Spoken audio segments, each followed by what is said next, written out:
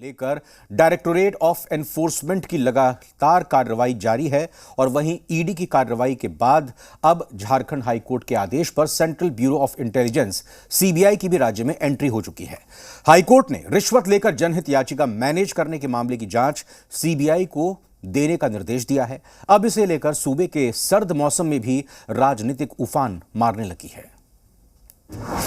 Cash for PIL घोटाला, CBI के हवाले जांच का जिम्मा, हाईकोर्ट के आदेश पर सियासी हंगामा। झारखंड हाईकोर्ट ने बुधवार को पीआईएल मामले में रिश्वत लेने के मामले की जांच के निर्देश सीबीआई को दिए हैं। दरअसल रिश्वत देकर पीआईएल मैनेज करने के मामले में ईडी ने कोलकाता के व्यवसायी अमित अग्रवाल को गिरफ्तार किया था। अमित अग्रवाल ने ईडी की कार्रवाई को झारखंड हाईकोर्ट में चैलेंज किया। हाईकोर्ट ने अमित अग्रवाल की याचिका खारिज कर दी।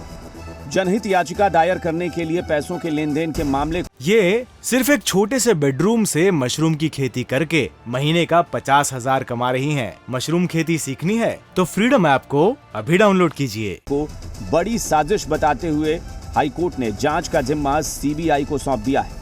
हाईकोर्ट के आदेश के बाद अब इसे लेकर सियासी तलवारें निकल आई हैं। सत्ता पक्ष इसे लेकर केंद्र पर हमलावर है।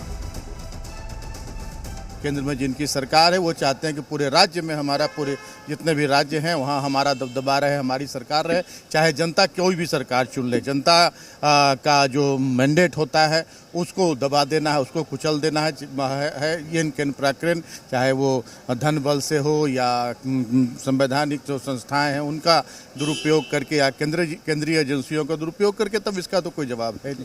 तो ये लोग बेवजह हो हल्ला मचाते हैं सुर्खियों में बने रहने के लिए और एक परसेप्शन बनाने का प्रयास होता है, उससे कोई अंतर नहीं पड़ता। ईडी सीबीआई की कितनी मर्यादा रह गई है वो तो आपको समझ में आती होगी। अब चूंकि अपना चेहरा छिपाना है तो अब सुना है रघुवर दास जी को भी नोटिस किया है हॉर्स ट्रेडिंग वाले मामले में। तो कहीं ना कहीं अब अपने लोगों की जब आप चार पर एक उंगली उठाते हैं तो चार आप पर भी आती है। नहीं, किसी भी एजेंसी से जांच हो, हम लोगों को या हमारे सरकार को कोई एतराज नहीं है, लेकिन हर केस को केंद्रीय एजेंसी के द्वारा जांच कराना और जांच करके फिर सरकार के इर्द गिर्द घूमना, ये कहीं न कहीं दर्शाता है कि केंद्र सरकार और केंद्रीय एजेंसी सरकार को बदनाम करने की साजिश रच रही है।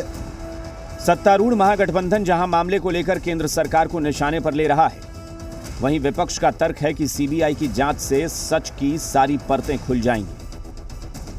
राज्य की जो वर्तमान स्थिति है, कहीं न कहीं इस सरकार के माध्यम से राज्य शर्मसार हुआ है।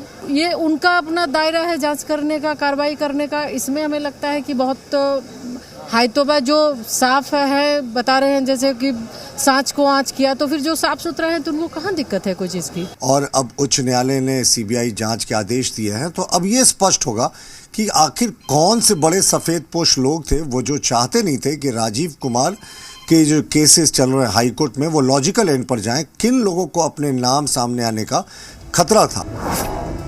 आपको बता दें कि व्यवसायी अमित अग्रवाल पर साजिश के तहत झारखंड हाईकोर्ट के वकील राजीव कुमार को फंसाने का आरोप है।